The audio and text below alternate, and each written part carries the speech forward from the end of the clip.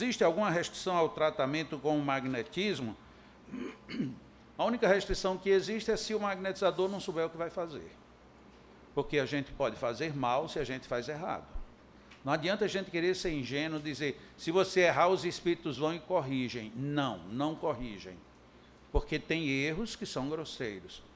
Temos um amigo que ele é muito conhecido de muitos magnetizadores, quem já foi em algum encontro mundial de magnetizadores espíritas, ou mesmo quem viaja um pouco, chamado Desir. Desir é médico formado na parte de nefrologia dos rins. Ele é médico, cirurgião, professor de medicina e uma das maiores autoridades no estado de Goiás em medicina. E ele é um excelente magnetizador, e ele briga com os médicos por conta do magnetismo, e briga com as casas espíritas que não querem, e ele pega pesado. Mas ele também, por outro lado, é muito brincalhão.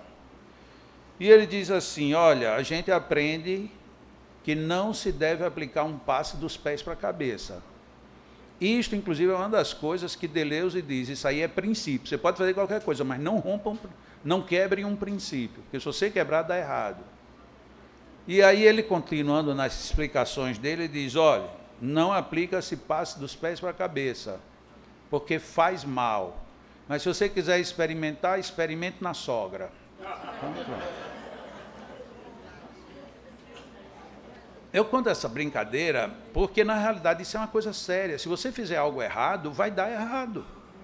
Então, o magnetismo ele não é bom quando ele é feito errado. Fora disso, sem dúvida nenhuma. No livro de Deleuze, vocês vão ler que ele vai dizer assim. Ele vai dizer não, ele disse, porque já está escrito.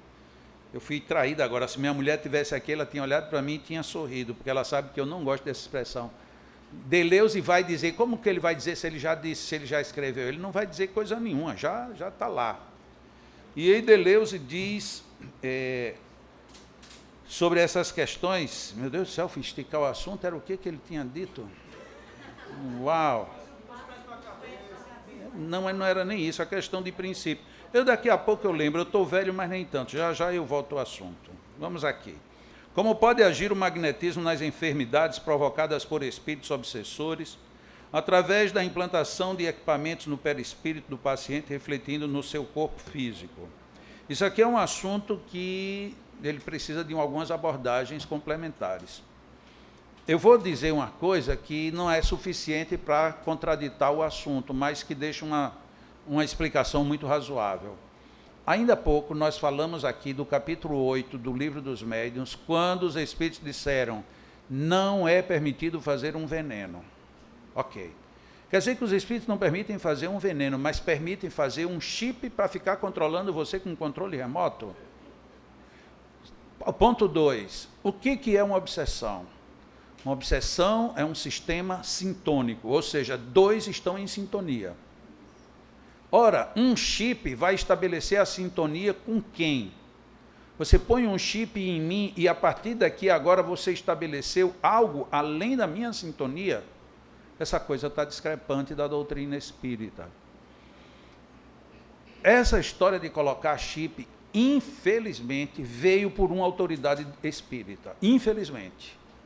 Uma autoridade espírita, que eu vou me reservar, não dizer o nome de público, para que o negócio não tome características de personalidades, chegou num dos seus livros e disse que o mundo espiritual obsessor estava colocando chip. Depois, um outro médium pegou carona na história e agora começou a dar poder aos chips.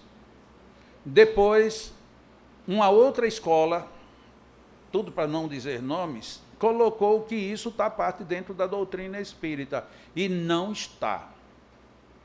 Porque se Deus permitiu lhe dar um anjo de guarda, e vem alguém que coloca um chip e te segura de qualquer jeito, convenhamos, tem alguma coisa errada nessa história. Ou Deus já deixou de ser Deus, ou o capeta é pior do que o que a gente imagina, porque ele está usando de uma inteligência fenomenal. Então ele pega um chip e fica controlando você à distância. Agora, só que nós, como mentes fracas, a gente absorve uma ideia dessa e daqui a pouco a gente acha que está cheio de chip. E o que acontece? Henry Ford já definiu isso há muito tempo. Henry Ford disse assim, se você acha que você pode, ou se você acha que você não pode, você está certo. Ele queria dizer que nós somos o que nós pensamos. Se você achar que você pode ter um chip, que vão lhe colocar um chip, você está chipado. Pronto. Mas não é um poder dado aos obsessores, porque se os obsessores pudessem, qual de nós não tinha chip hoje em dia? Quem de nós não teria? Na realidade, quase todos nós temos um chip, sabe aonde? Nos celulares. Quem vive com o celular nem percebe, mas está sendo observado pelo mundo todo.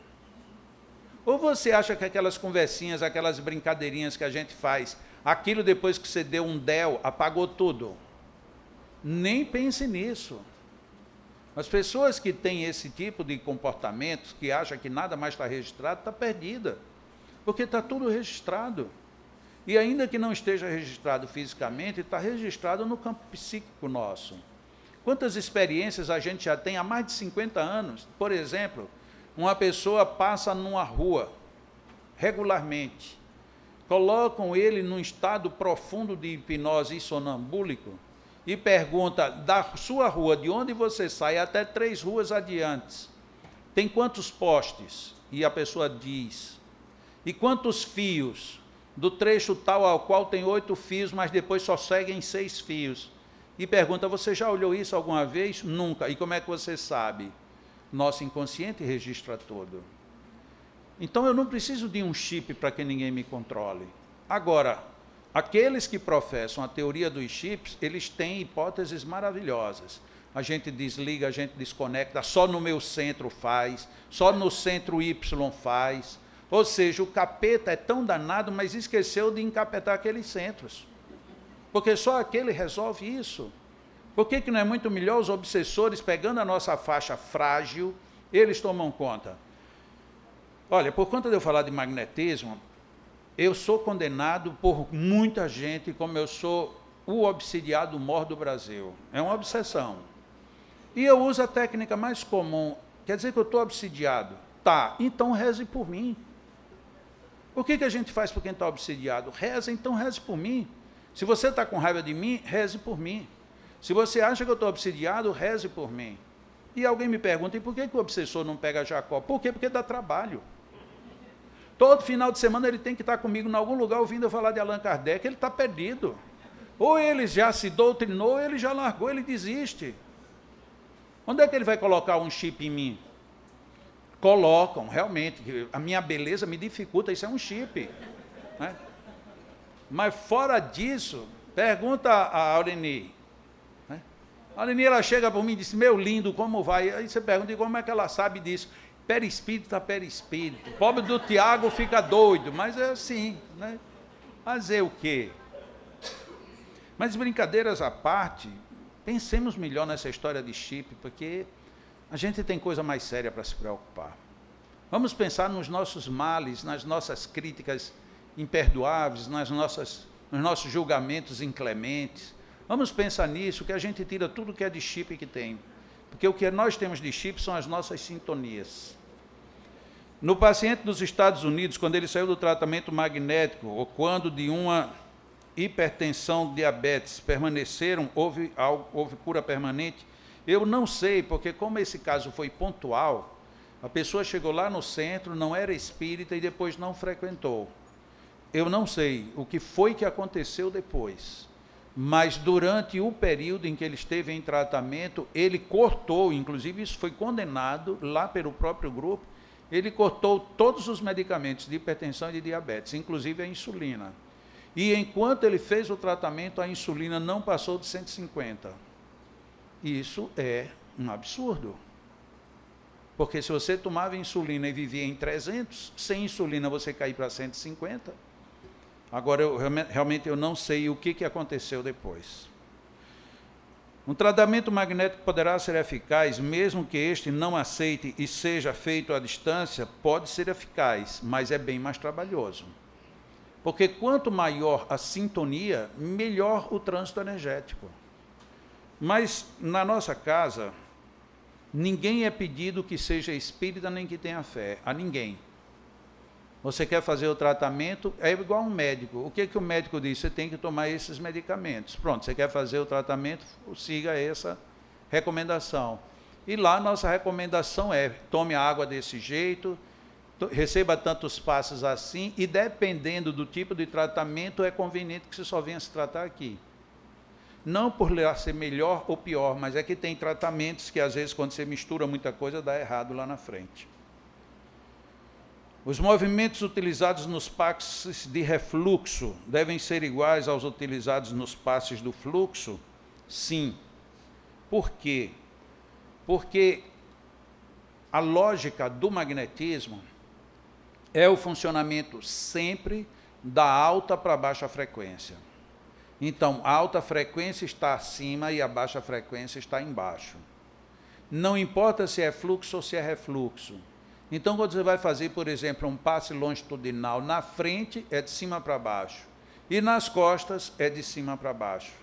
A nossa lógica, o nosso raciocínio, como ele é muito físico no sentido bem material, a gente imagina, se o fluxo está vindo de cima para baixo, o refluxo vai de baixo para cima. A gente raciocina assim, e aí pensa, então no fluxo a mão vem de cima para baixo e no refluxo vai de baixo para cima. Não faça isso. Você vai congestionar o paciente. Porque era como que se na frente ele viesse por gravidade e nas costas ele fosse por compressão. Você comprime para que ele suba. É mais ou menos o funcionamento de uma bomba. Então, numa bomba, você comprime para que ela vá para onde o encanamento está direcionando. Então, é por isso que, no caso dos refluxos, os movimentos são exatamente semelhantes aos movimentos do fluxo.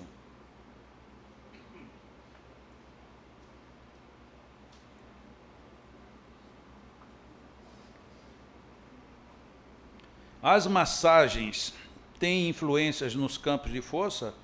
Eu não sei que massagens, mas deve ter. Eu sei que se eu estou muito cansado, a minha mulher me faz uma massagem, eu relaxo. E ela, se ela passar de certo limite, aí ela mexe comigo. Então, vai alterar alguma coisa, né? Não vamos ser tão ingênuos de imaginar que uma massagem não mexa em nada, mas massagens, genericamente, não são voltadas para mexer em centros de força, mas pode. Massagem pode desalinhar os centros de força? Depende. Eu sinto muito, mas agora não dá para eu pensar só magneticamente.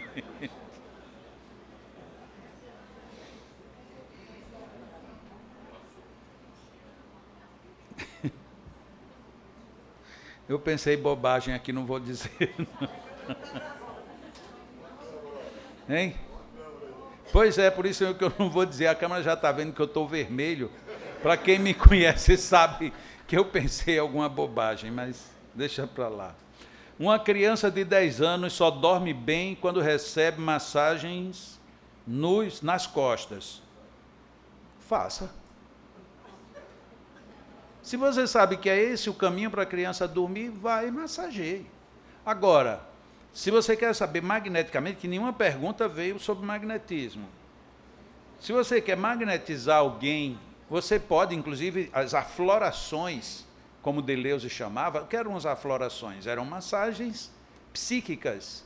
E o que são massagens psíquicas? São magnetismo com movimentos de massagens.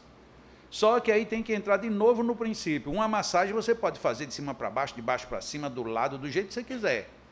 Mas se você vai fazer uma massagem psíquica, ela tem que de novo vir de cima para baixo. Não é para fazer de baixo para cima. E aí são os cuidados naturais do magnetismo. Mas eu poderia fazer, em vez de fazer uma massagem nas costas da criança, fazer uns dispersivos para ela relaxar, faça, mas aproveite primeiro. Faça uma sessão somente trabalhando bem perto dela, ou seja, zona ativante.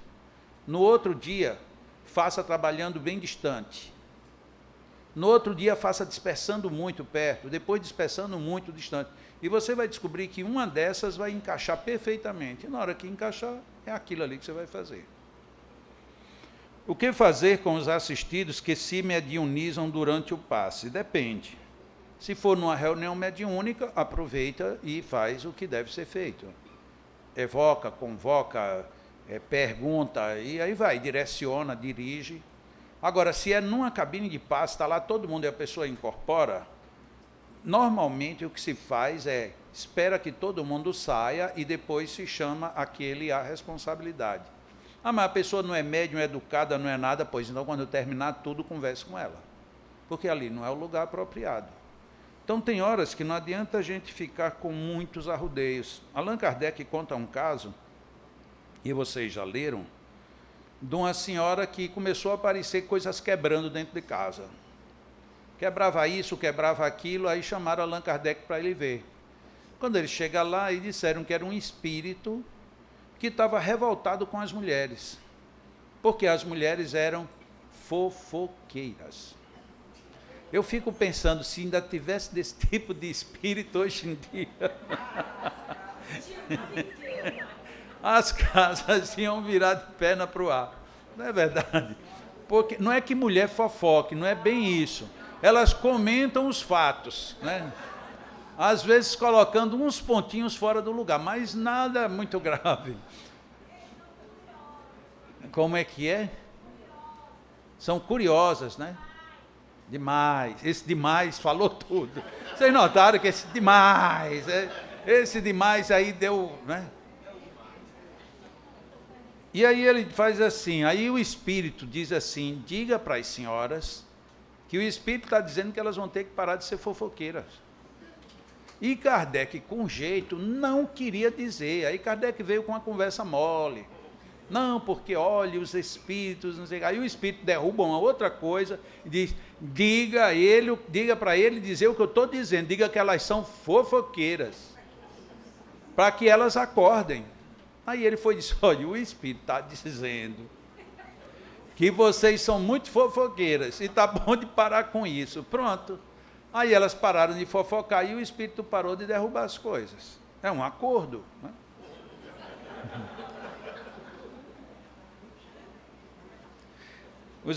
Dos magnetizadores clássicos, existem obras ou mensagens psicografadas? Obras eu não sei, deve ter.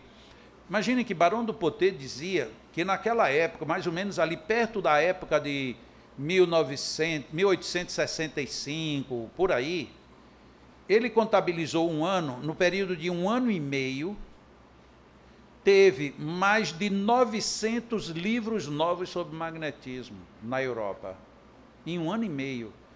No Brasil, com tudo que já se repetiu, que já se colou, até hoje eu acho que a gente não chega a 300. Lá foi 900 num ano e meio. Então era uma pujança literária fantástica. Tinha de tudo, era uma pujança maior do que essa coluna de perguntas. Eu desço 2, sobram 5. Isso não vai terminar nunca, né? Mas como tem outro intervalo para perguntas e respostas, aí a gente deixa de responder mais ainda, não é problema. Então, se eles psicografaram, eu acredito que sim, porque Allan Kardec tem mensagens psicografadas de Mesmer, então devem ter outros que se pronunciaram, mas não que eu conheça. Perguntei a fim de entender por que os estudos, revelações, não continuaram no plano espiritual. Eu acho, e aí é pessoal mesmo a opinião, que é por culpa da nossa preguiça. Eles chegaram à conclusão de dizer, mas eles não querem estudar, só querem... Então pronto, então a gente não escreve mais nada. Até que eles acordem. No dia que eles acordarem, aí eles vão fazer uma coisa. Nós tínhamos lá no Leão reunião de evocação. E a gente parou com a reunião, porque os espíritos já não vinham responder o que a gente queria. Começou a aparecer espírito sofredor, não sei o que, reunião dos obsessão é outra coisa. Aqui é uma reunião que a gente fez para estudar com espíritos. Se vocês não têm o que dizer, então não vamos ter reunião. E eles disseram algumas coisas, mas sempre de forma muito monossilábica. Já Dilson, em Aracaju, os espíritos chegam lá, escrevem 3 páginas, 5 páginas, aí assina Barão de Poté. Eu digo, isso é uma covardia. Porque eles aqui, eles nem dizem que dão presente. Chega lá e começa a escrever e dão mensagens. A Dilson até deixou de me mandar, ele me mandava. Mensagem de Barão de Poté, Marquês de Prosseguir, de Mesmer, eles já nem davam mais valor. Aí chega lá em Natal, eu pergunto, olha, meus irmãos, a gente está com 5 casos aqui, a gente queria saber o que é que está havendo. Acho que essa história vocês já conhecem. Aí o Espírito diz assim, examine o sifão. Aí eu digo, como é que é? Não, examine o sifão. Eu digo, meu irmão, acontece o seguinte, eu estou falando de pessoas que vocês devem saber, e pessoas não têm sifão. O que você acha que deve estar acontecendo? Examine o sifão. O senhor tem mais alguma pergunta? Olha só que... E aí acha que isso é um espírito superior. É nada, isso é um espírito desaforado. E aí o pessoal diz, Jacó, você não tem respeito nem com os espíritos. Eu disse, mas eles que não estão se dando respeito. Vem me dizer que eu olhe para o sifão. Ninguém é uma pia para ter sifão. E eu fiquei brigando com os espíritos, brigando, até que 3 dias depois, eu descobri o que é que eles queriam dizer com aquilo. Aí na hora que eu descobri, eu digo, mas não era muito mais fácil vocês terem dito? Mas eles não disseram. E aí só de ruim eu também não digo. Pronto. Só para vocês saberem como é chato esse negócio dos espíritos dizer só um pedacinho, para a gente depois ficar querendo saber o que é. Não, nem peçam não vou dizer não. Qual a relação entre o magnetismo e as práticas orientais como o Reiki? O magnetismo é a grande ciência. A grande ciência se chama magnetismo, e que nela tudo está dentro. O que é o Reiki? Vamos pegar a definição de Reiki, definição prática. É uma energia que vem do alto, que vem de fora, transita por você e vai para uma pessoa. Portanto, a energia não é sua. Qual é a definição de passe espiritual? É uma energia que vem do mundo espiritual, passa por você e, portanto, não é sua também. Se você compara sobre esse aspecto, magnetismo e passe, ou Reiki e passe espiritual é praticamente a mesma coisa, que é a mesma coisa do Jorei, que é a mesma coisa do Mahikari. Tudo é a mesma coisa. Só que isso, em termos de magnetismo, é o mínimo do mínimo. O que a gente fica impressionado? Mas com Reiki a gente consegue fazer tanta coisa? Pois é sinal de que a gente não estuda mesmo magnetismo. Porque o magnetismo tem muito mais potencialidade e a gente não faz. Esse é o problema. Que tem relação? Tem. Agora, eu acho engraçado que com o Reiki a gente consegue ser... A gente chega em todo canto, eu sou reikiano. Você é reikiano, sou reikiano. E você é o quê? Diz, eu sou passista. Mas por que você, sendo passista, você é tão coisa nenhuma? E você, sendo reikiano, é tanta coisa? Eu já falei para reikianos, e é um negócio chato. Eu disse, olha, vocês são maravilhosos, são, mas nós somos melhores do que vocês. Aí, lógico que eu uso de uma provocação e depois eu começo a dizer por quê. E no final eu digo, vocês podem ser ainda mais maravilhosos. Vamos estudar um pouquinho de magnetismo. Há alguns anos, nos Estados Unidos, surgiram 2 enfermeiras, Dolores Krieger e Dora Kuhn. E elas criaram o chamado toque terapêutico. O toque terapêutico é uma técnica que usa de muitas imposições à semelhança do Reiki ou do Jorei ou qualquer outra coisa. E normalmente com 2 magnetizadores. Logo que foi lançado o toque terapêutico, uma senhora que na época eu não conhecia, ela foi aos Estados Unidos e fez o curso para implantar na Unicamp, em Campinas. E ela era enfermeira formada, ela fez essa especialização nos Estados Unidos com as próprias Dolores Krieger e Dora Kuhn, voltou para Campinas e passou a implantar esse curso em Campinas, de forma oficial, acadêmica. E nesse período eu estava em Campinas fazendo um seminário de passes e ela estava presente. No final ela chegou e disse, Jacó, eu estou estudando, fiz um curso, inclusive estou implantando aqui o toque terapêutico. Você já ouviu falar? Disse, não. E aí ela me colocou o que era e disse, olha, tem até o livro dela, é acessível, se você puder. Eu digo, eu vou ler e depois a gente se conversa. E eu consegui comprar o primeiro livro da dupla e li. E aí eu voltei 2 meses depois, eu voltei a Campinas e nos encontramos. E eu disse para ela assim, você tem encontrado alguns problemas, algumas dificuldades? Tenho. Por que você sabe? Eu digo, porque vocês só estão trabalhando concentrados, e ainda mais com 2 magnetizadores de uma vez. Vocês fazem dispersivos? Eu disse, não, Jacó, a regra não é assim. Eu digo, muito bem, já que você está implantando no Brasil, por que você não dispersa? Faça uma experiência. Você não já sabe qual é o resultado de um jeito? Faça agora com a variação. Aí, resultado, o toque terapêutico no Brasil começou a assimilar os dispersivos. E em vez de trabalhar com 2 ao mesmo tempo, trabalha com um e depois com o outro, independentemente. Resultado, os resultados do toque terapêutico no Brasil são muitas vezes mais eficientes do que os toques terapêuticos quando surgiram. Porque você simplesmente colocou o que o magnetismo sugere. Então, como é que eu posso dizer que outras terapias sejam mais ou menos, todas as terapias, todas, mesmo a chamada clinicamente correta, acadêmica, médica, tem magnetismo? Ou você acha que um médico não é em si um magnetizador? Então tem magnetismo em todo canto. Daí a luta de Mesmer e mesmo do Deleuze, de que queria que todos os médicos estudassem magnetismo. Mas eles não quiseram. Perderam eles e perdeu a humanidade. Pior, agora isso veio transferido para os espíritas.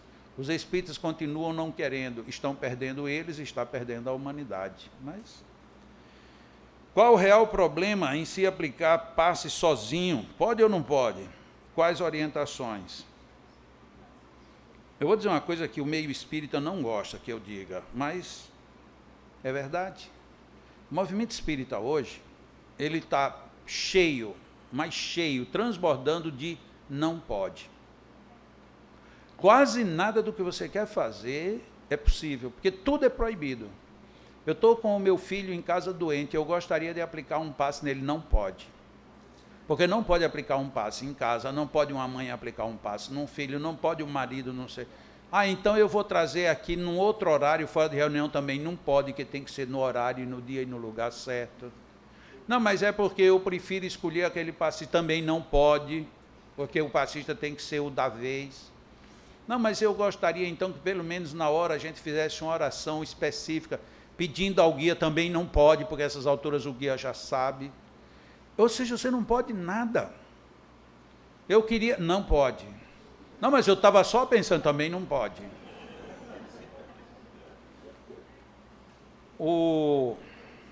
Eu não vou me lembrar do nome dele agora, meu Deus.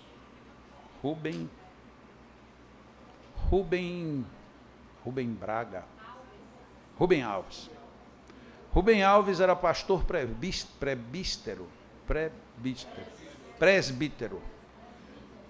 E ele foi fazer uma entrevista num programa que tinha na TV Cultura, com um repórter que era diretor cinematográfico, e era um programa bem duro, onde ele fazia o papel de advogado do diabo. E ele pergunta a Rubem, dentre as perguntas, pergunta assim: Rubem Alves, você era pastor e você foi expulso da sua igreja. Por quê? Porque é uma pergunta pesada. Ele disse: eu fui expulso, sim. E fui expulso pelo mesmo motivo que qualquer pessoa é expulsa da sua religião. E aí o Azambuja, que era o entrevistador, perguntou: e qual é esse motivo? Ele disse: pensar. Você não pode pensar. Se você pensar, lhe pedem para você ir embora. Porque as religiões não suportam as pessoas que pensam. E isso é verdade, é uma verdade maior do que a gente pensa. A gente não pode pensar. Ainda agora, quando eu vinha do almoço, um amigo chegou e disse para mim: Jacó, um dia desses perguntaram se você poderia ir participar de um evento aqui em Fortaleza. E disseram: não, porque Jacó não é uma pessoa bem vista. Porque ele diz umas coisas que as federações não aprovam. E eu digo: mas é verdade. Eu falo em Allan Kardec o tempo todo, e as federações não suportam isso. É complicado. Alô? Pois não. Diga. É do além ou é do aquém? Essa aqui foi só para acordar as pessoas, né? Quando a gente estava quase dormindo, aí um celular toca só para a gente dar uma mexida. Ou então é porque disseram assim, foi que Mariângela não pediu, ela esqueceu, aí a gente esqueceu de desligar. Mas é engraçado, por que as pessoas não suportam você dizer que Allan Kardec disse que era preciso que um magnetizador magnetizasse a água? Por que a gente não suporta isso? Porque a gente não pensou. E não suporta quem pensou depois de mim, porque como é que eu, espírita, há tanto tempo nunca pensei nisso? O problema é teu. Aí você prefere ficar contra, prefere ficar irracional a ter que pensar novamente. E aí nós estamos contando com que com a próxima reencarnação, tudo bem, se você quer na próxima resolver esse problema, para mim já está resolvido nesta. No meu evangelho no lar, atualmente na minha casa sou eu, minha mulher e 3 filhos, um casal de gêmeos de 10 anos de idade e uma caçula de 4 anos de idade. Nós temos o evangelho no lar. Quando chega no final do evangelho, a gente pega a água, e aí a caçulinha diz, pai, a gente não vai colocar a mão para rezar a água? Eu digo, vai. E aí vai. Todos nós colocamos água e magnetizamos a nossa água no evangelho no lar. Mas quando você pega qualquer roteiro de evangelho no lar, no meio espírita, nenhum manda você magnetizar a água. Manda somente que você ponha água e no final beba. Sim, e depois é o quê? É só para matar a sede? Ou é porque acha que ali vai ter alguma coisa? Se vai ter alguma coisa, quem foi que colocou? E um dia minha mulher estava fazendo faculdade, e a gente fez o evangelho, e no final do evangelho a gente bebeu água e acabou a água. Quando a gente vai saindo, aí minha filha, que hoje está com 10 anos, a ocasião ela estava com 6, ela disse, pai, e a água de mamãe? Eu digo, a gente bebeu. Mas não faz mal, minha filha, você vai ali, ponha mais um pouquinho d'água e deixa aqui, para quando ela chegar ela beber. Eu disse, não é a mesma coisa. Eu digo, e não? Por que não é a mesma coisa? Pai, aquela água a gente rezou e colocou a nossa energia na água. Eu digo, pronto, e agora? A gente tomou toda a água, agora não tem mais o que fazer. Ela disse, tem sim, senhor. Eu digo, o quê? A gente pega a água e a gente reza de novo para rezar a água da minha mãe. Uau! A menina de 6 anos de idade sabia disso e a gente com tanto tempo de vida espírita não sabemos? Mas é porque é tua filha. Não, é porque ela percebeu desde cedo que a água para ser magnetizada precisa que alguém magnetize. Mesmo que ela nunca tenha feito o curso de magnetismo. Mas aí a gente não pode magnetizar a água. Como é que vai magnetizar? Não, porque são os espíritos. Tá bom, rasga mais uma página do livro de Allan Kardec. Há alguma orientação específica para passes em crianças que frequentam a evangelização infantil, que apresentem sintomas de espectro autista? O autismo é algo que pede um tratamento diferenciado. Autismo não é uma questão de má subordinação ou de rebeldia ou de tantas coisas que já disseram. O autismo é algo que tem que ter um tratamento. E em magnetismo, nós tivemos isso muito bem resolvido lá em Pelotas com a Ana Vargas. A Ana Vargas, ela tem um modelo de terapia para tratar com crianças autistas. E aqui eu faço um parêntese. Eu estou escrevendo um novo livro e neste livro vai ter um capítulo sobre magnetismo e autismo. E este capítulo será escrito por Ana Vargas. Isso já conversei com ela, já está acertado. E esse livro deve sair no começo do ano que vem. Vai ter esse capítulo só sobre isso. Por quê? Porque ainda não tem isso escrito num único lugar onde as pessoas possam procurar. Mas existe uma terapia específica para autismo. Então, um passe num autista não é o passezinho que se dá em todo mundo. O autista é uma pessoa que tem um comportamento diferente. Por mais dócil que seja, precisa de um tratamento também diferenciado. Diga, Aurenice, você ia falar. A você eu deixo, os outros eu não deixo não. Nem Tiago eu deixo ele falar, mas você eu deixo. Era aproveitando o gancho da água. Ai, que susto. E água tem gancho? É que tu botou, eu botei um agora. Tá bom. Aproveitando esse gancho, né, da água magnetizada, queria que você falasse um pouco sobre aquela pesquisa que saiu agora nesse último M, né, que está causando um pouquinho ainda de polêmica entre alguns magnetizadores. Questão da água gelada, quente, fria, morna, enfim, a pesquisa. Eu até agora eu acreditava que a Aureni me amava. Agora eu descobri que não. Porque uma pergunta dessa é para dizer, se tore agora. Agora eu quero ver você remoer dentro com um parafuso rodando sem parar.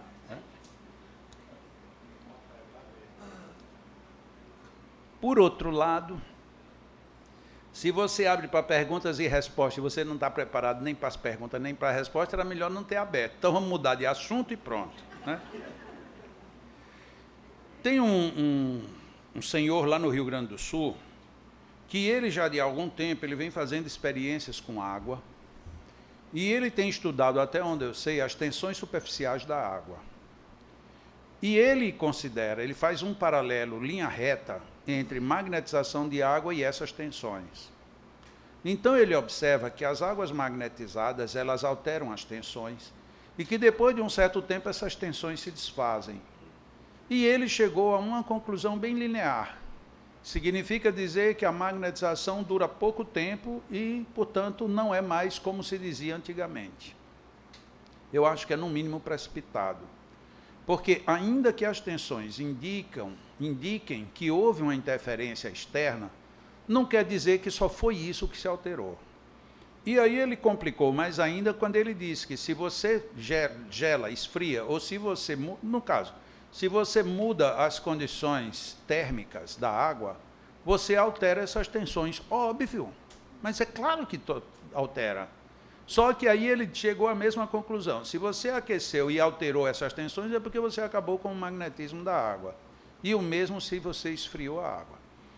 Então, a polêmica existe porque a gente sabe que, historicamente, a água não perde a magnetização assim, de uma hora para outra.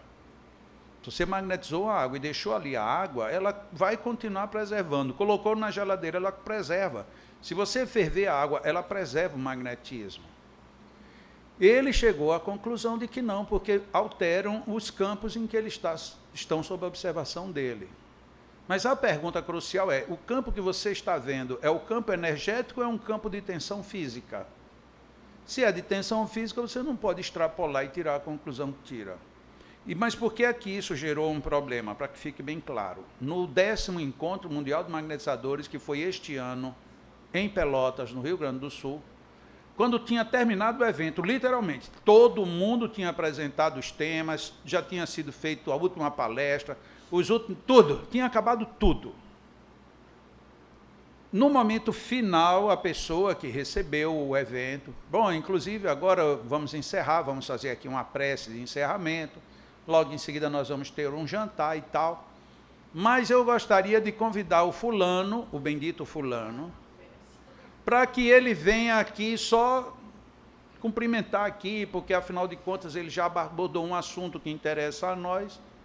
O cara chega lá e aí diz, olha, nas minhas pesquisas com água, aí foi, disse essa coisa, e logo em seguida, quando ele terminou, foi feita a prece final e acabou o evento. Ou seja, foi contrariado uma regra do próprio evento de que não pode ninguém falar sem que o tema tenha sido analisado pela comissão. Não pode ninguém ser convidado de última hora para dizer alguma coisa que a comissão não tenha analisado. E o pior de tudo, num momento em que não teve mais tempo para ninguém rebater. Ficou deselegante, ficou desagradável. E o pior de tudo, que se passou uma informação falsa. Para quem quer briga, para quem quer pé para criar confusão, estava ali tudo pronto.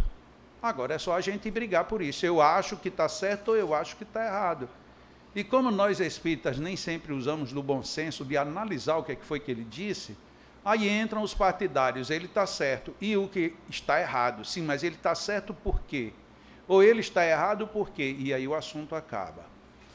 O que a Aureni pediu é algo extremamente sensato, e como nós estamos aqui num grupo onde a maioria, pelo menos presumidamente, é formada de pessoas que estão estudando magnetismo, vale ter que pensar nessas coisas. Quando esses assuntos aparecerem gerando polêmica, a coisa certa, ela não gera polêmica. Ela gera mal entendimento. Gerou polêmica, tem alguma coisa errada. Então, a partir daí, preste atenção. Raciocine. Veja com melhor cuidado, para que esse assunto não saia de controle. E como sai no nosso meio espírita, né? Eu espero ter atendido a sua indagação. E que você fique mais sossegada se a sua água foi esquentada, pode beber que ela está magnetizada do mesmo jeito. Só bebe natural, pois vai estar magnetizada do mesmo jeito. Mas quando você dá para Tiago, você dá quente, né? Não, é gelada também? Tá certo. Eu estou brincando muito com esse casal, porque esse casal, eu não deveria não, mas eu gosto muito deles. Eu não deveria porque, sabe, Porque tem todos os motivos para só querer muito bem, essa dupla maravilhosa aqui. Inclusive, eu vou dizer que já que eles não veem, eu vou dizer, eles são meio perturbados. Tá? Eu fui aqui a Tauá, vocês sabem onde é que fica Tauá? É Tauá, né? É um lugar que eu pensei que nem existia, pois não é que existe. Aí eu chego lá em Tauá, eu digo, rapaz, eu estou num lugar que eu nem sabia que tinha no mapa. Quando eu chego lá, quem é que eu encontro? Esse casal. Foram para lá fazer o quê? Me ver. Eu digo, mas vocês me veem? Né? Aí é um negócio, sabe, eu fico assim meio sem acreditar nas coisas, mas eu tenho mais que acreditar. E é como eu sou muito amigo, eu faço inclusive essa brincadeira de mau gosto que eu estou fazendo aqui, mas é de coração e eles sabem, né, Tiago? Mas eles também às vezes ficam vermelhos, às vezes eu digo as coisas, eles também ficam vermelhinhos, que é uma beleza. Numa reunião pública de evangelho no Centro Espírita, que tem na sequência passe e água fluidificada, qual o tipo ideal de passe a ser aplicado? Eu digo aqui, isso é uma questão administrativa, a casa é quem deve definir. Se você não quer fazer nada em termos de tratamento, quer só dar um passe para deixar a pessoa no melhor da harmonia, eu sugiro, faça uma série de dispersivos. Em vez de você fazer uma série de imposições, porque a imposição é concentradora. Se você concentra algo indevido, você expõe o risco da pessoa não sair bem. Se você só faz dispersivo, em princípio, você está deixando a pessoa na melhor disposição de sair dali bem. Se por acaso, aqui complementando, você como passista ou magnetizador acha que o paciente não está bem, mas ali não é o momento, chame a direção da casa ou o responsável e diga, olha, essa pessoa aqui mereceria fazer um tratamento e encaminhe. Agora eu sei, olha, minha mediunidade, eu digo a vocês que não tenho mediunidade, mas eu tenho. Deu um toque aqui, chega, doeu aqui a minha mediunidade aqui pelo frontal. Alguém disse assim, mas quem precisava ouvir isso não está aqui. Foi? Pois é, nem estava, nem está, nem vai querer saber. Então, isso daqui interessa a quem veio. A gente é quem tem que cuidar dessas coisas. Porque quem não veio, não vai querer nem ouvir. Quando você disser assim, já aconteceu isso, não é hipótese. A pessoa vem assistir um curso meu, porque alguém da diretoria disse, vá lá e veja o que é que ele está dizendo. Aí a pessoa veio e voltou. Quando voltou, disse aí, disse, olha, tem muita coisa interessante. Está fascinado, não vale. Mas é lógico, eu precisaria ser muito feio para as pessoas não se fascinarem. Fazer o quê, né? Como eu não sou. Podemos aplicar o mesmo passo em todos? Ou isso é errado? Se for, como deve ser feito? Bom, a gente pode aplicar um passe igual para todo mundo. Isso não é errado. Mas se você vai aplicar em todo mundo, para que não seja errado, você tem que aplicar da maneira que menos probabilidade de erros dê, que é os dispersivos. Então, é o que eu sugiro. Se eu vejo que eu não sou um dotado desta faculdade magnética,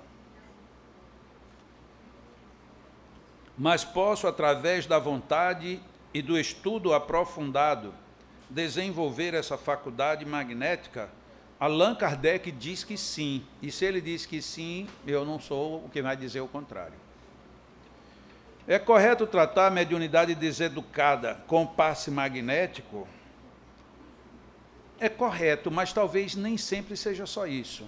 É a mesma coisa você dizer, eu tenho um filho que é muito mal educado, eu posso tratar só com magnetismo, você pode ajudar, mas vai ter que dar educação para ele. Então tem coisas que não são exclusivas, tem coisas que precisam estar juntos. Eu posso dormir durante o curso? Não. Aqui. Está aqui escrito. Por quê? Porque é errado. Está aqui.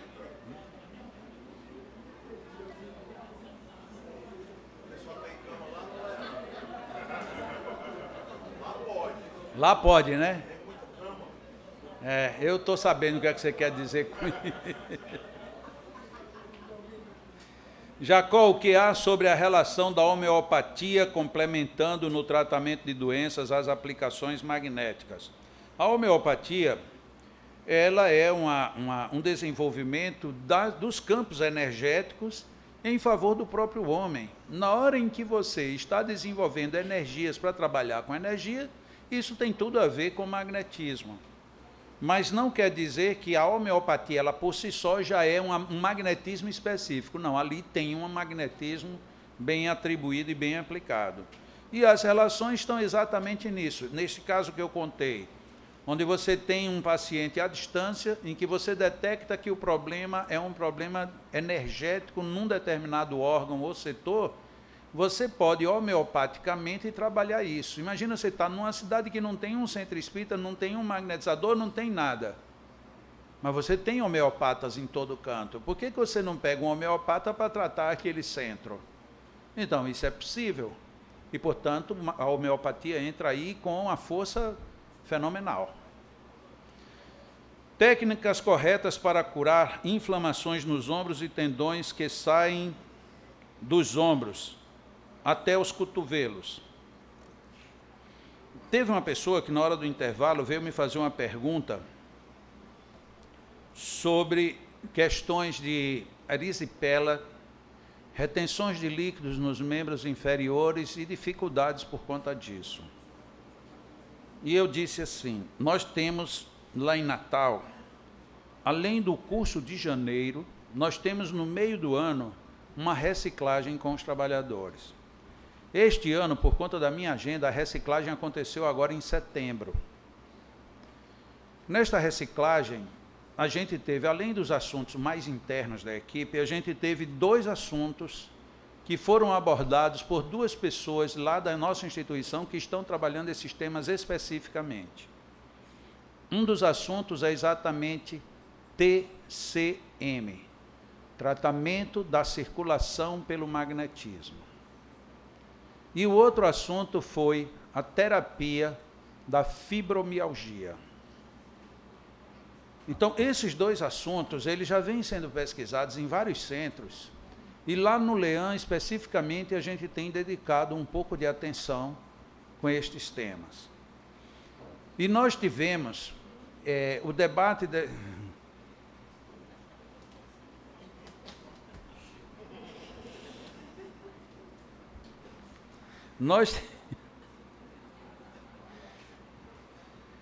Eu estou me lembrando agora de Tiago e Aureni. Eles não foram para o seminário, o M lá de Pelotas. E lá em Pelotas, quando terminou o seminário, a gente ia anunciar que o próximo seminário era em Natal. E eles estavam assistindo na internet. E aí, quando foi para anunciar que o seminário era em Natal, aí eu comecei com um vídeo, cantando uma música que é do Milton Nascimento, que canta, mas que parece que é daquele grupo J Quest, O Sol. E aí começam a aparecer as imagens de Natal. E o pessoal começou a aplaudir, e aí no final todo mundo estava, porque aparece lá a frase, né? O próximo M será em Natal. Então, aquelas alturas, já na empolgação, no entusiasmo, ninguém falou onde era o próximo evento, porque estava todo mundo vendo. Só que eles 2 não veem. E aí eles estavam aqui em Fortaleza assistindo pela internet e disse, e agora, onde é que vai ser? Terminou o seminário e eles não disseram onde é. E como a gente vê, como todo mundo viu, a gente nunca pensa que alguém pode não ver. Né? E aí eu soube disso tempos depois, uma vez que eu me encontro com eles, numa outra vinda aqui ao Ceará, ou eles foram lá em Natal, não lembro. E aí eles me disseram, mas Jacó, a gente ficou nervoso. E a gente querendo saber, e onde é que vai ser o próximo? E não dava para saber, porque eles não veem. Então, às vezes a gente está mais ou menos com essa situação, a gente não está vendo a coisa. Mas quem está apresentando acha que está todo mundo vendo. Eu não sei bem, rapaz, é o segundo assunto que eu estou escapando, mas vamos lá. Eu estou devendo um, né, que eu já nem me lembro qual é. Não, o sifão não, o sifão... O sifão, eu sou espírito superior, não digo mais nada. Vocês têm mais alguma outra pergunta? É assim. Era uma de Deleuze, pois é, mas agora cadê eu me lembrar mais? Só se eu for lembrar a vida dele toda. Mas vamos para cá. E aí, nós estávamos tratando desse assunto lá no nosso encontro lá em Natal, Só que os vídeos foram filmados, mas não foram filmados assim, isso aqui é um curso para que as outras pessoas vejam. Não. Foi um estudo feito para os trabalhadores do Lean.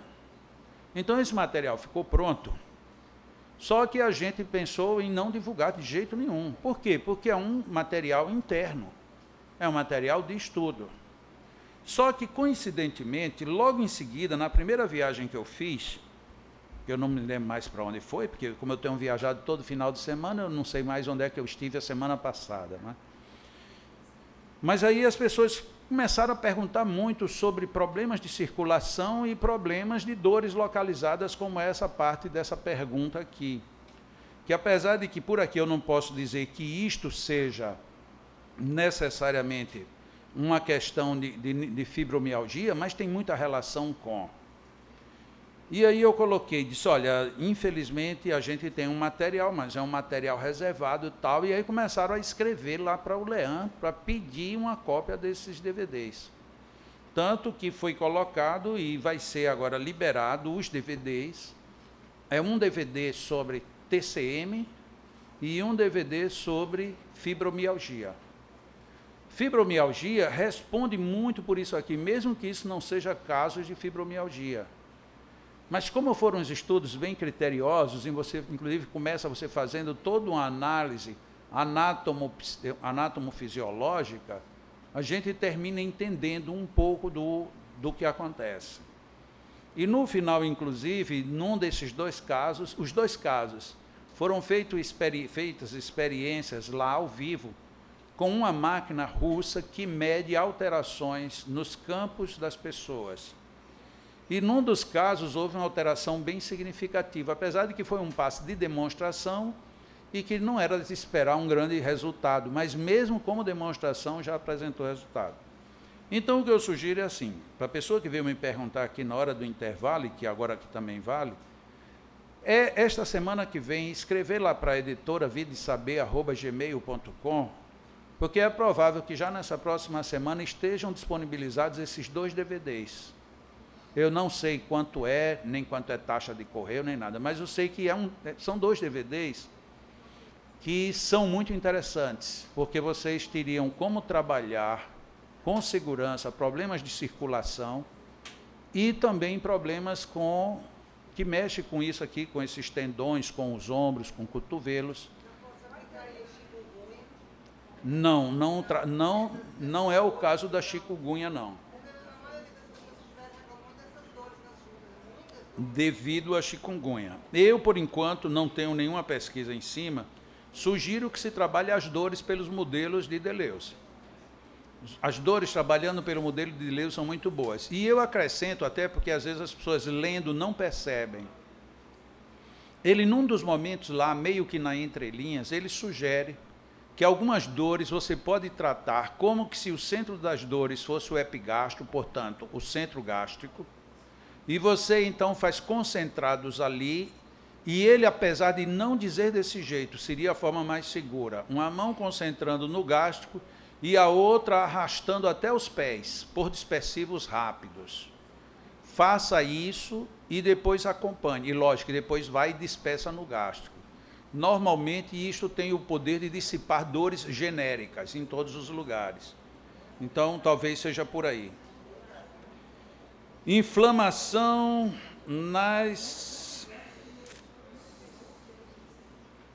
sei lá o que, das mãos, com imposição de ativantes. Qual é o procedimento? Dispersar o excesso de ativantes? É exatamente isso que eu acabei de dizer. Se você está com inflamações pontuais, você pega dali e arrasta para as extremidades. Deleuze também diz uma coisa que merece uma ponderação. Ele diz assim, quando você estiver trabalhando uma dor superior, arraste até os joelhos e depois arraste o resto. Eu não sugiro isso, porque todas as articulações elas são retentoras.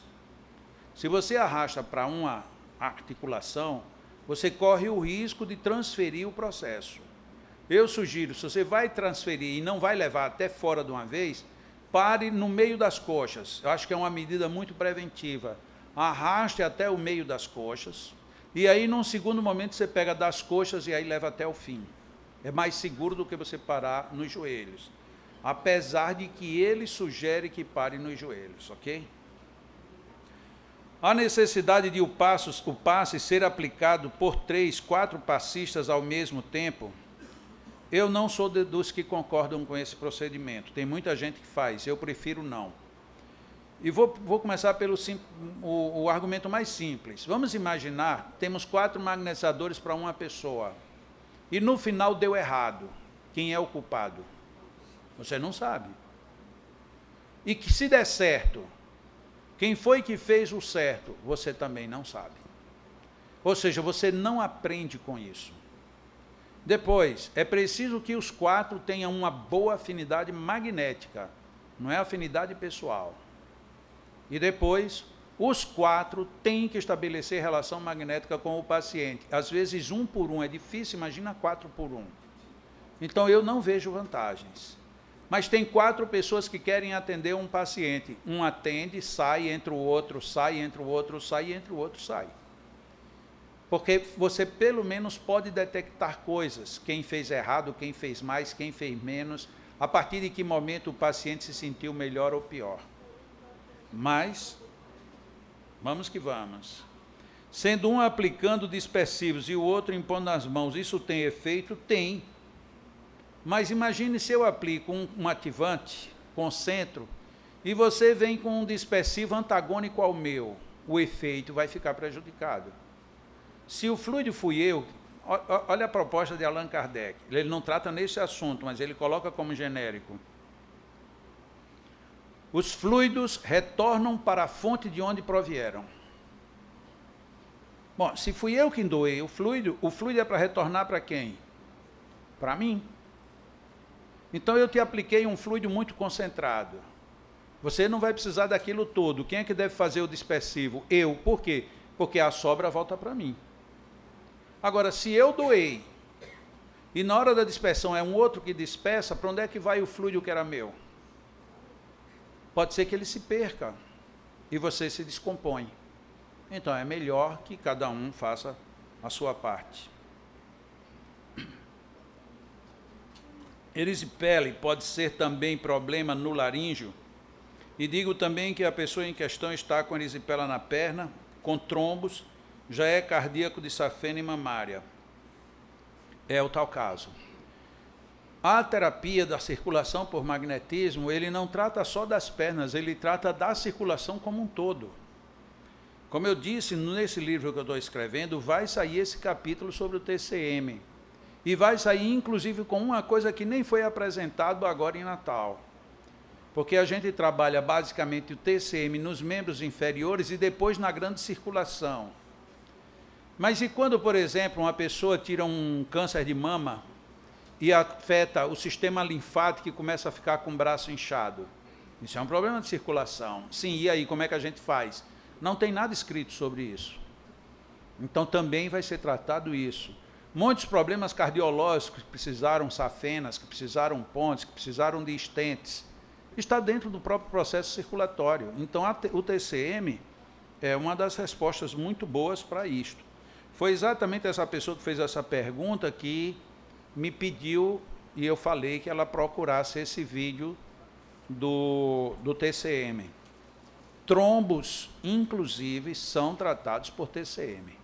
Tá? Então, você veja que a pergunta toda se encaixa no quadro. Erisipela, na perna, trombos na perna e tem problemas cardíacos com safena e com mamária. Ou seja, está totalmente dentro do quadro que é tratado por TCM. Qual a forma correta de magnetizar a água? Imposição. Imposição, agora você fazendo doação. Não é simplesmente colocar a mão lá e dizer, meu Deus, será que já chegou a hora? Será que já deu tempo? Será que... Não. Você tem que estar doando energia. Você tem que ter foco. Num centro espírita com uma média de 100 garrafas d'água, devemos magnetizar uma a uma, de preferência. De preferência. Porque uma casa que tem 100 pessoas com 100 garrafas é porque ela as pessoas estão acreditando naquele serviço. Uma indústria que tem que produzir remédio para milhões de pessoas, diz, já que é para milhões, a gente faz como de qualquer jeito, né? É assim? Não. Tem que fazer com a mesma qualidade todos os medicamentos que fizer.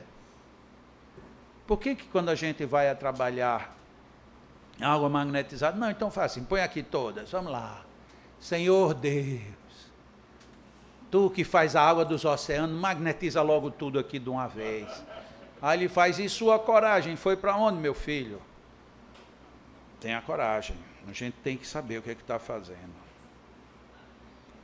Qual o efeito tem aplicar passe cantando?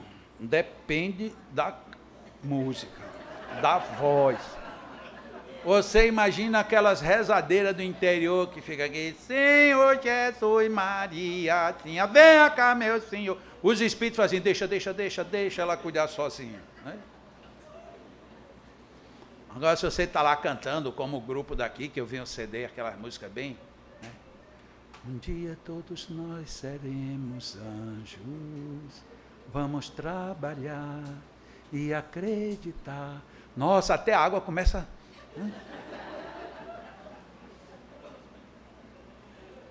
Não tem problema, se bem que na maioria dos centros espíritas você é proibido.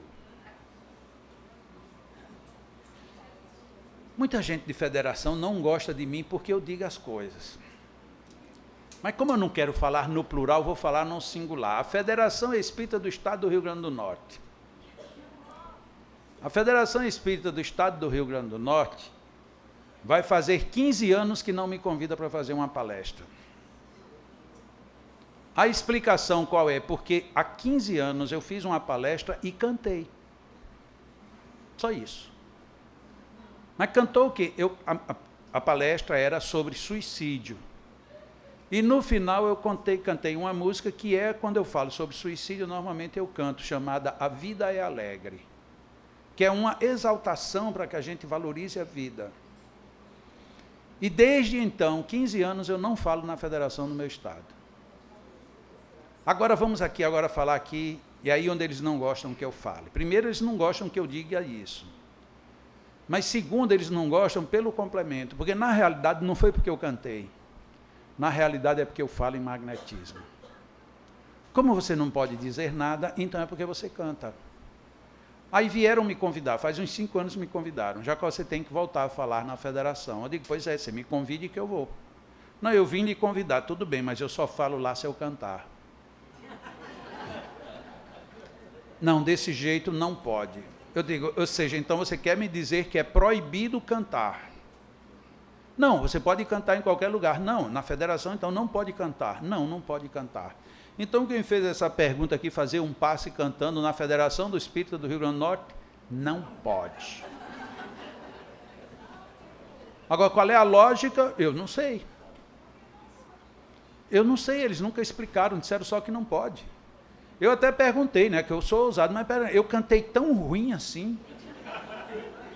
Porque vai que eu tinha cantado muito ruim, desafinei ou qualquer coisa, então alguém ficou incomodado. Não, mas não foi isso, não é que não pode cantar. Mas eu não cantei uma música profana, não cantei nada, eu cantei uma música de elevação moral, que inclusive está no meu primeiro CD. Mas não pode, não pode. E eu não perguntei só reservadamente não, porque como eu sou uma pessoa muito discreta, teve lá um encontro do Movimento Espírita do Rio Grande do Norte com a Federação Espírita Brasileira, e estava lá o presidente da Federação Espírita Brasileira na época, César, como é que é o nome dele? Aquele que desencarnou agora há 2 anos, Nestor Mazotti. E aí eu fui e perguntei ao presidente da federação e disse, se o senhor não souber responder, por favor, peço ao presidente da Federação Espírita Brasileira que responda. Por que é que eu não posso cantar na Federação Espírita do Rio Grande do Norte? Pronto. Nada melhor do que perguntar na frente de todo mundo. Estava o movimento do Espírito do Rio Grande do Norte todinho junto, vamos lá perguntar. E agora responda para mim. E o presidente da federação disse assim, não, é porque nós temos um método que não é permitido cantar. Eu digo, bom, então dê licença. Antes de você assumir, eu fazia parte da direção da Federação Espírita do Rio Grande do Norte e não tinha essa regra. Então essa regra vocês criaram depois, e criaram depois que eu cantei, foi isso? Não, sim, porque se vocês têm uma regra e eu sou sócio da federação, era para eu saber dessa regra. Onde é que está a regra para eu ler? Qual é o documento que existe dizendo isso? Mas não precisa de documento, eu digo claro que precisa, porque eu sou sócio, eu preciso saber quais são as regras da casa. Onde é que está essa regra escrita? Aí ficaram calados, olharam para mim, lógico, com ar de amor, disse, Jacó, você é tão lindo, né? Quer dizer, eu digo, muito bem, presidente da Federação Mazotti, o senhor poderia dizer se isso é certo ou errado? E aí ele puxou o braço da seringa. Isto é uma questão administrativa da casa. Eu digo, ai, que resposta linda, maravilhosa. Aí agora ninguém pode cantar na Federação Espírita do Rio Grande do Norte. E isto, inclusive, é doutrinário, né? Porque em Allan Kardec ele disse que não era para cantar. É isso que você quer me dizer? Ou Allan Kardec nunca proibiu isso? Ou qual é o livro que está dizendo que é proibido? Ficou todo mundo calado, todos, ninguém disse nada. Eu digo, vocês estão de brincadeira. Vocês estão querendo levar o movimento espírita a sério e proíbem uma pessoa de cantar dentro de uma reunião, dentro de uma programação, e vocês querem que eu acredite que vocês estão sendo espíritas? Aí, lógico que ficam com raiva de Jacó, porque Jacó é um obsidiado. Jacó vai e diz um negócio desse na frente, porque para dizer por trás é fácil. Difícil é você dizer para a diretoria, na frente de todo mundo. Aí fica todo mundo com medo, ninguém se aproxima de mim, porque se eu me aproximar, vão ver que eu me aproximei dele, aí quem sabe vai pegar mal para mim. Mas vai pegar mal para você por quê? Por nada. Não pega mal por coisa nenhuma. Pega mal é você aceitar que Allan Kardec não codifica isso em canto nenhum e você aceita isso como uma verdade. E aí como é que a gente vive no meio espírita? Vivendo, né?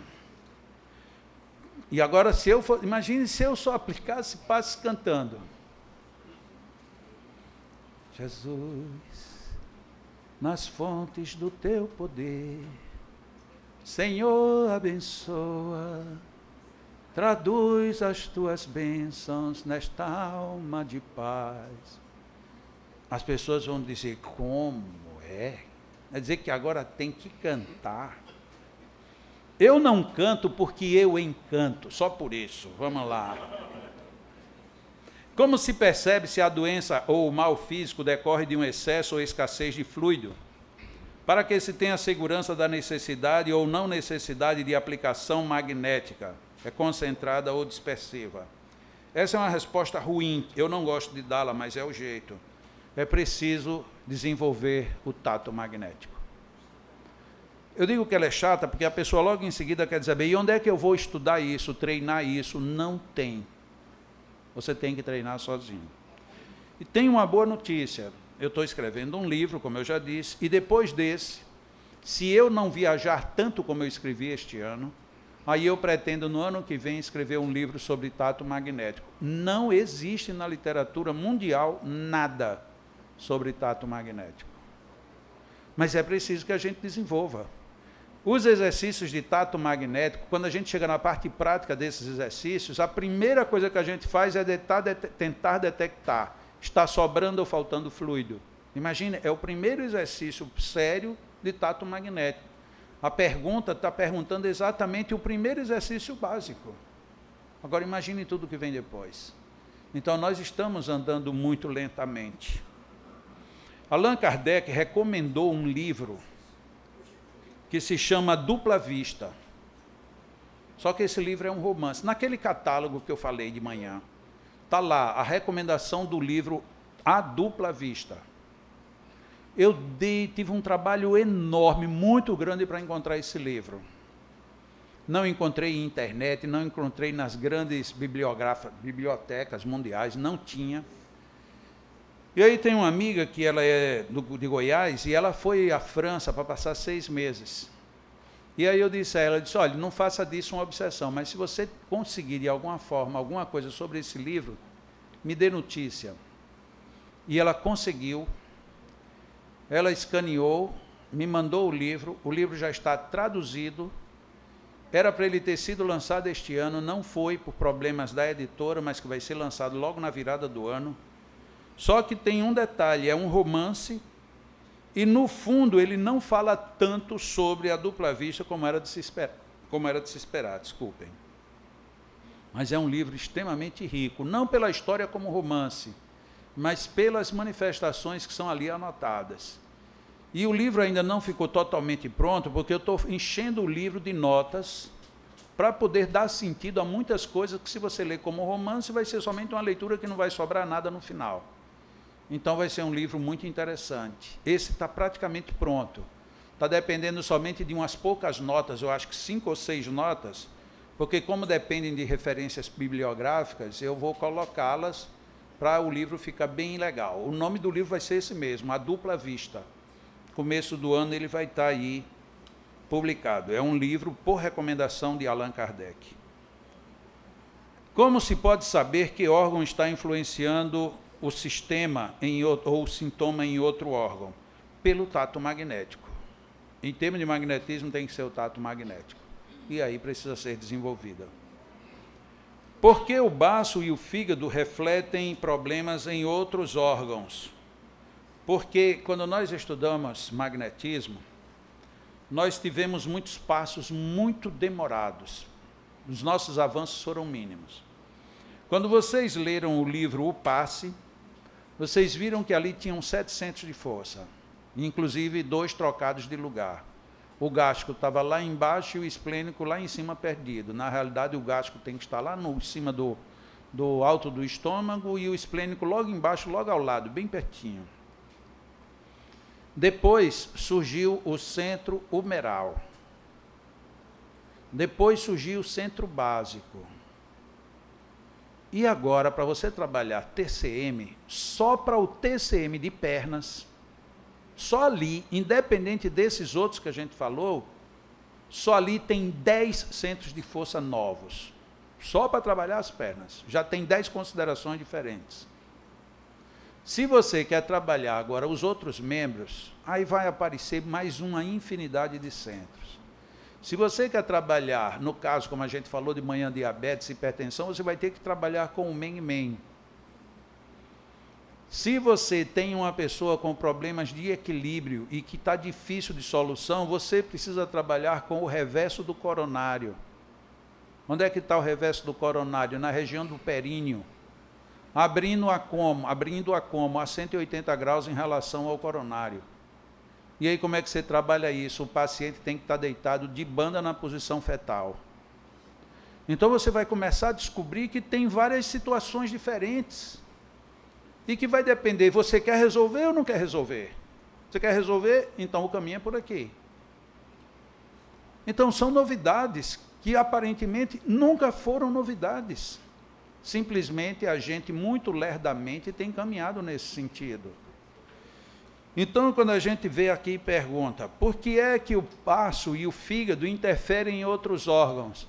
Por conta de um sistema que a gente já falou, mas que não estuda, que se chamam as conexões nádicas, ou os NADs. A gente não estuda NADs. Se a gente não estuda NADs, a gente não sabe quais são as relações. Porque existem umas ligações nádicas entre o fígado e os olhos, entre o fígado e o sistema auditivo, entre o fígado e o sistema laríngeo. Sim, mas eu nunca estudei. Sim, se você nunca estudou, você nunca vai saber. Ah, mas eu tenho um curso de medicina tântrica chinesa. E lá eu aprendi essas coisas. Sim, você aprendeu? Não, você leu. Você leu que você, trabalhando dessa maneira, vai dar aquele resultado, mas nem isso você parou para examinar. Por quê? Porque a gente simplesmente quer receita pronta. Então, existem conexões, mas essas conexões estão nos NADs. Aí você vai dizer assim, e onde é que tem essa história de NADs? Eu já li seus livros todos, Jacó, e você não fala de NADs. Sim, mas se você já assistiu algum seminário meu, você já ouviu falar. E aí como é que a gente faz? Por exemplo, para a gente participar do Encontro Mundial de Magnetizadores, é preciso que a gente tenha feito curso de magnetismo. Aí as pessoas dizem, por quê? Porque quando chega lá, que a gente for falar de fígado e olhos, ninguém vai entrar mais em detalhes, não. Já é pressuposto que você sabe disso. Se você não sabe, você chega lá e vai ficar voando. Por isso é que você não faz inscrição, você faz pré-inscrição. E depois você recebe a aprovação ou não de se você pode participar. É assim que funciona. Por quê? Porque a gente está precisando de estudos pretéritos. Aquilo que a gente viu lá no livro dos médiuns. Conhecimento prévio da teoria. Pelo menos. Para que quando chegar na hora da prática a gente saiba resolver. Porque senão fica mágico. Quer dizer que todo mundo que tiver um problema nos olhos é porque tem problema no fígado? Não. Não necessariamente, mas tem problemas de visão que dependem diretamente do fígado. Aí você vai fazer isso quando? Quando o seu fígado já não servir mais para coisa nenhuma. Aí você vai querer resolver, aí já é tarde. Ou então quando você já perdeu a visão completamente. Ah, meu Deus, por que eu não soube disso antes? Pois é, não soube. Infelizmente, os nossos antecessores não cuidaram de estudar isto. Quer dizer que se a gente não tivesse parado no tempo, a gente já poderia trabalhar pessoas que são tetraplégicas? Poderia, já era para os magnetizadores de hoje conseguir resolver isso enquanto a medicina estaria tateando. Mas por que a gente não resolveu? Porque a gente nunca estudou. Então, as respostas estão no nosso próprio interesse e na nossa própria pesquisa. Nos trabalhos magnéticos, quando não encontrada uma causa para qualquer enfermidade, os magnetizadores devem recorrer a um auxílio espiritual, como em uma junta médica, para encontrar a possível solução daquela enfermidade. Isto acontece porque a gente desprezou o sonambulismo. O que é o sonambulismo? O sonambulismo é uma derivação do magnetismo. E como é que eu sonambulicamente resolveria isso? Você pega o seu paciente, induz ele ao estado sonambúlico, e ele no estado sonambúlico profundo, ele vai dizer, eu tenho isso por conta disso. Você não precisa de médium. Você precisa de um sonâmbulo. Ah, mas a gente não trabalha com sonâmbulo. Então, vai procurar os médiums. E se os médiums errarem?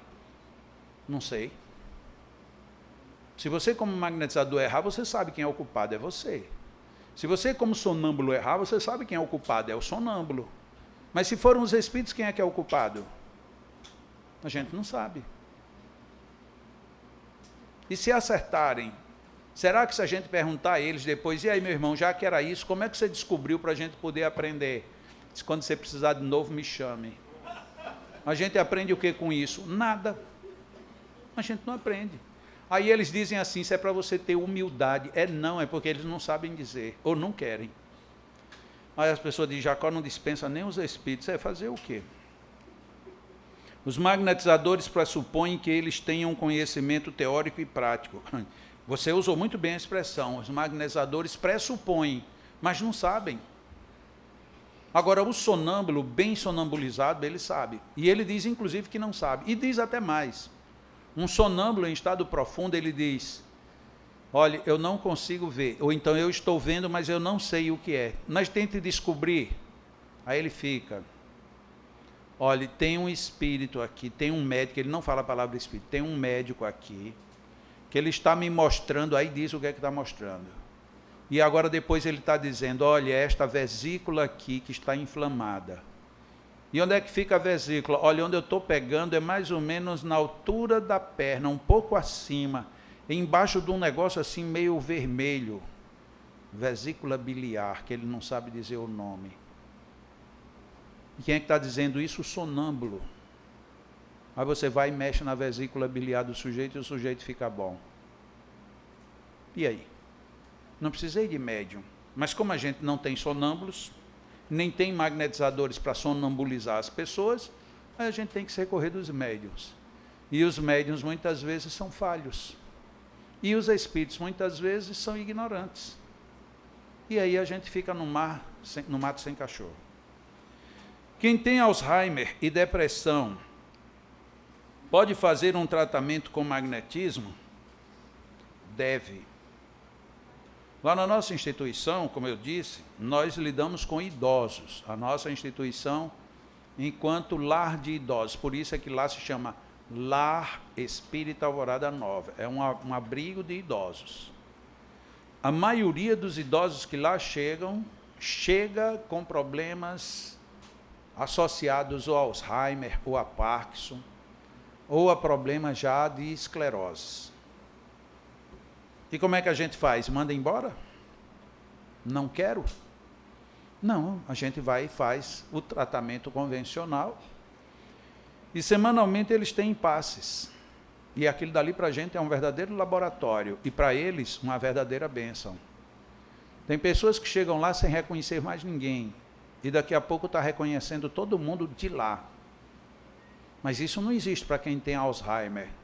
Mas para quem tem Alzheimer e é tratado magneticamente, existe. Chegou pessoas lá que já chegaram tremendo. E não conseguia segurar a xícara. E hoje já seguram. Ainda treme, mas segura e não derrama. A medicina não faz isso sem injetar coisas no cérebro. Lá a gente faz, sem injetar nada. Então é possível? É. Agora tem que ter quem faça.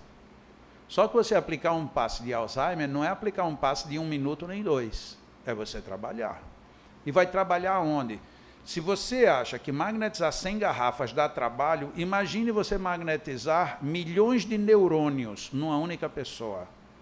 Você tentar restabelecer conexões de sinapses, tentar restabelecer conexões neurais, tentar recompor zonas que estão sendo queimadas dentro do cérebro, isolar aquilo que vem deteriorando tudo para que não avance.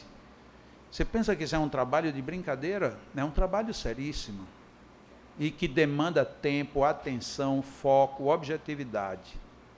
Mas quando você vê um velhinho daqueles que no outro dia olha para você e sorri porque sabe quem você é, nossa, isso é tudo, tudo de divino. Porque ele não reconhecia mais nem marido, nem filho, nem filha, nem ninguém. E de repente conhece você. E nós sabemos. A maior dificuldade que as pessoas têm não é com a memória antiga, é com a memória recente. E você conseguir restabelecer memória recente é um feito que não tem preço. É possível? É. Como foi possível, depois que eu deixei aquelas ali, foi possível eu ler todas as que chegaram aqui. As outras, depois do intervalo, porque eu já recebi aqui, ó, não é amarelo nem é vermelho, é branquinho, mas intervalo para coffee break. E em inglês ainda por cima. Então, vamos para o nosso intervalo.